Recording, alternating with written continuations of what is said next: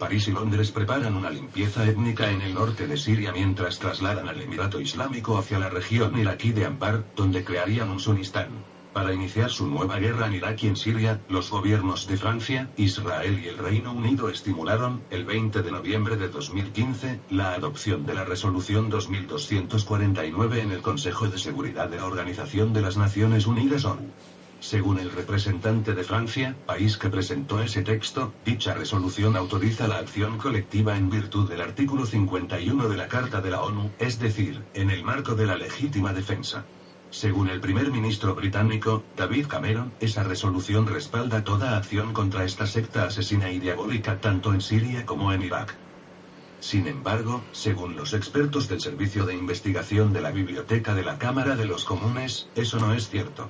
En un estudio jurídico extremadamente detallado y profundo, Arabellalan precisa que la resolución 2249 no autoriza el uso de la fuerza, sino que llama a quienes tengan la posibilidad legal de hacerlo a redoblar sus esfuerzos. Por consiguiente, la resolución 2249 va dirigida única y exclusivamente a los estados cuya ayuda han solicitado Irak y Siria. En función de sus propias necesidades, Irak dirigió al secretario general de la ONU y al Consejo de Seguridad una carta en la que afirmaba que estaba siendo atacado por el Emirato Islámico desde suelo sirio. Francia y el Reino Unido, que recibieron un pedido de ayuda de Irak, lo cual no es el caso de Israel, afirman por ello que están ejerciendo un derecho de legítima defensa colectiva. Además, tanto Francia como el Reino Unido pretenden haber sido atacados por el Emirato Islámico, también desde Siria, lo cual justificaría según París y Londres su derecho individual de legítima defensa. Pero estos argumentos serían válidos únicamente si París y Londres presentasen pruebas de que el Emirato Islámico prepara ataques inminentes desde Siria, pruebas que nunca han presentado en ninguna parte.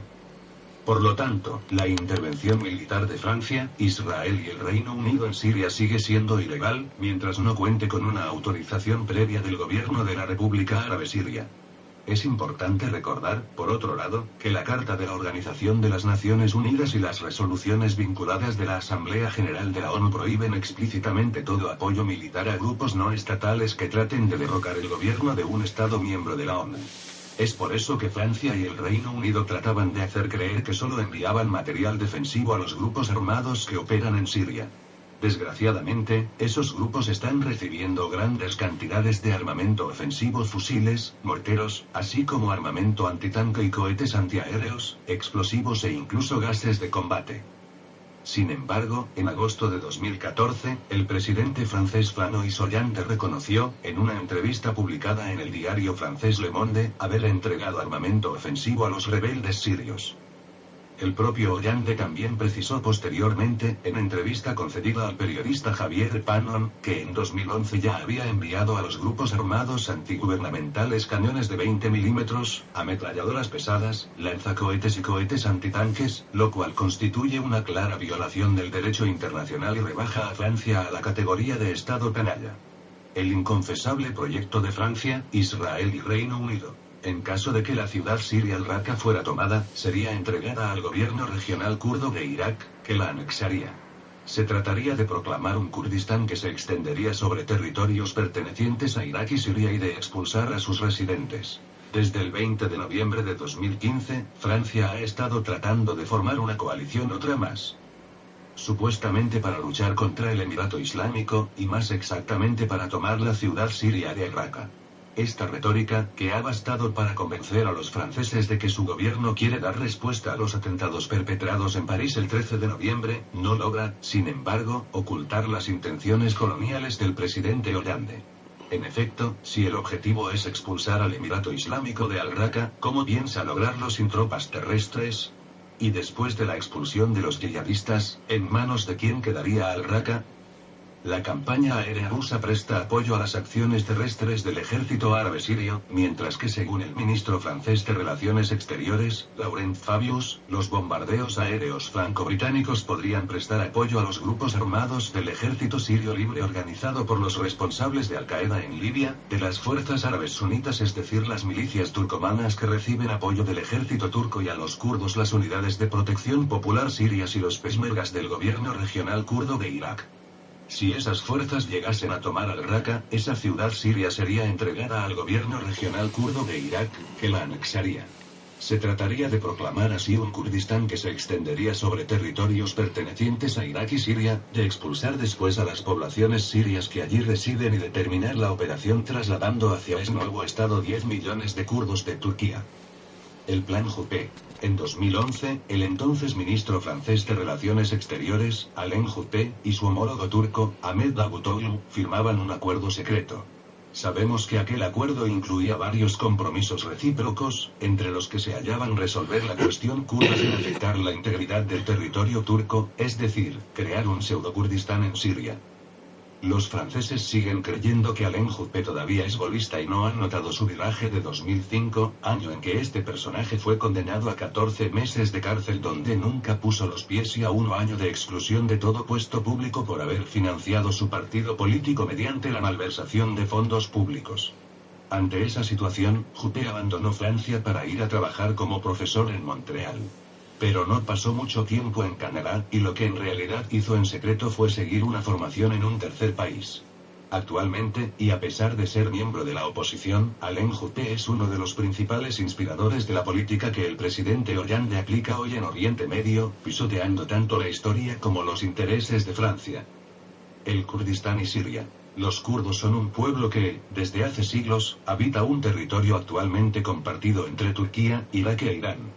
Cuando se hizo el censo de 1962, en Siria había solamente 169.000 kurdos, es decir, una parte infinitesimal del total de la población kurda.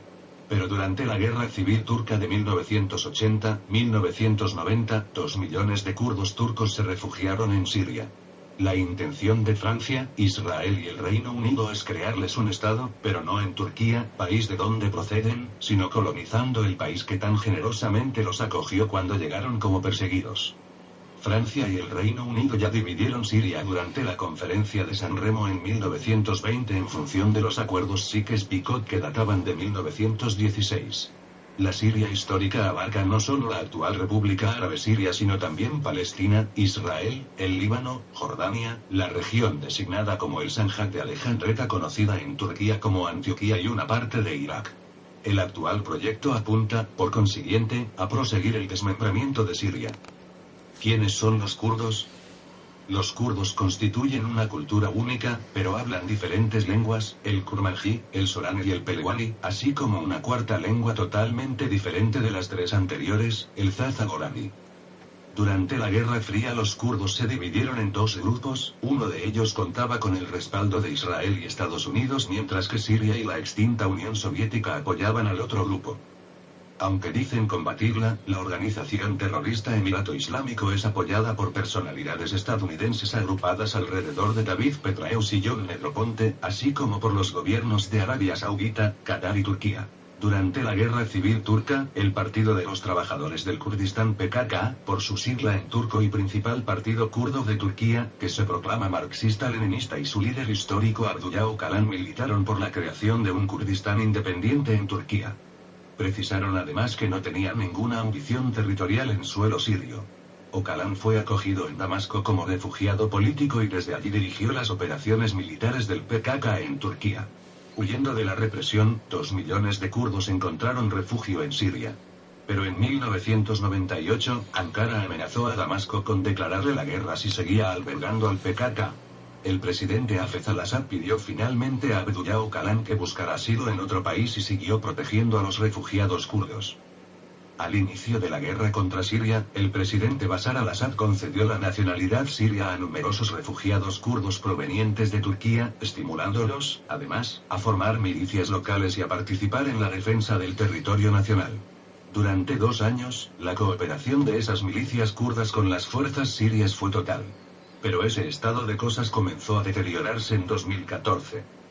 El 31 de octubre de 2014, el dirigente de la Unión Democrática Kurda de Siria, Salih Muslim, fue recibido por el presidente francés François Hollande al margen de una entrevista con el presidente turco, Recep Tayyip Erdogan, justo después de la batalla de Kobane.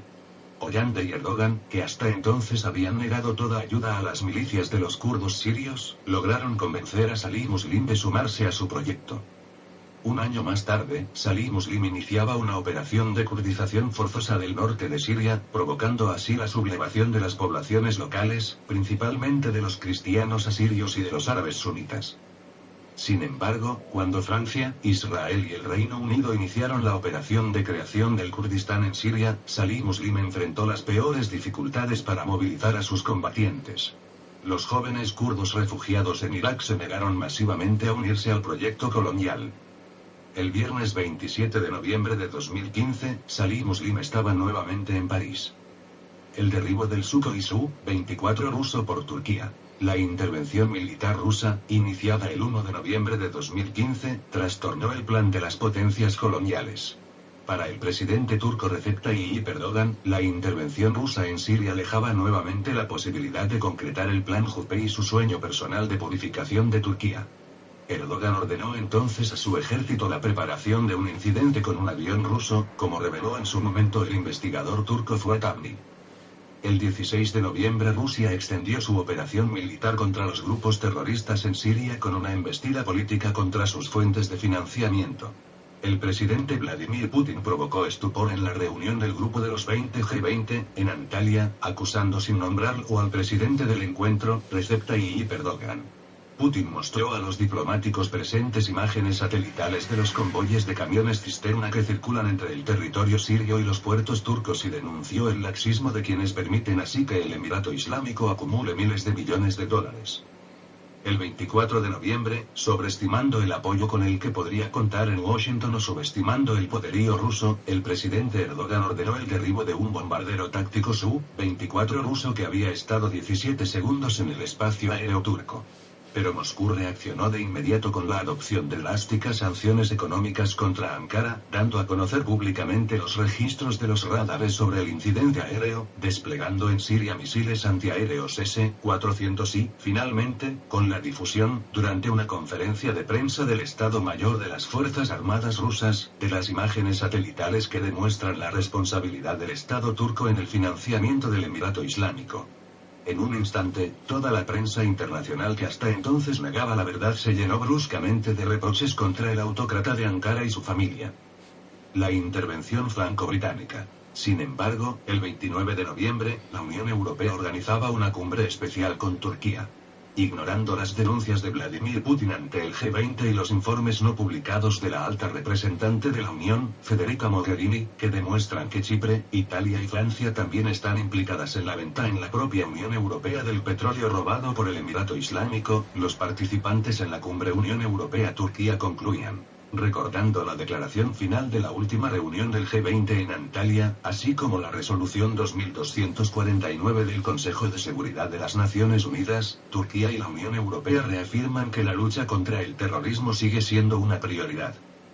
Conforme a lo previsto en el Plan Juppe de 2011, se reactivaron las negociaciones de adhesión de Turquía a la Unión Europea, se inició un proceso tendiente a eliminar la exigencia de visas a los turcos que desean entrar en los países de la Unión Europea y, como la clásica cereza en el pastel de cumpleaños, la Unión Europea se comprometió a entregar a Turquía 3.000 millones de euros, supuestamente para que ayude a manejar la oleada de refugiados. El Parlamento francés y la Cámara de los Comunes británica, convencidos de que la resolución 2249 permite la intervención en Siria sin consentimiento del gobierno sirio, autorizaron a sus respectivos gobiernos a intervenir militarmente en Siria. Esas intervenciones, de carácter exclusivamente aéreo, han sido presentadas como tendientes a acabar con el Emirato Islámico. En los debates para su aprobación nunca se habló a los parlamentarios franceses y británicos del plan de creación de un pseudo-Kurdistán. Contrariamente a lo que se ha declarado a la prensa, la política de respaldo al Emirato Islámico sigue siendo la misma. Esa organización terrorista sigue gozando del apoyo de sus fundadores, varias personalidades estadounidenses agrupadas alrededor de David Petraeus y John Negroponte, así como los gobiernos de Arabia Saudita, Qatar y Turquía. Los únicos que realmente luchan contra el Emirato Islámico son los chiitas iraquíes, el Hezbollah libanés, el ejército árabe sirio y Rusia. Las operaciones de la coalición encabezada por Estados Unidos nunca apuntaron a la erradicación del Emirato Islámico, sino solamente a contenerlo. El objetivo actual no es otro que liberar el norte de Siria, con vista a su ocupación inmediata por los kurdos de Irak, empujando al Emirato Islámico hacia Irak, donde se le ha reservado el distrito de Anbar.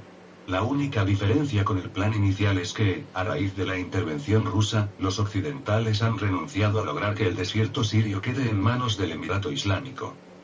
Elementos fundamentales. Francia y el Reino Unido han logrado hacer creer a su opinión pública que la resolución 2249 del Consejo de Seguridad de la ONU les da derecho a intervenir militarmente en Siria contra el Emirato Islámico.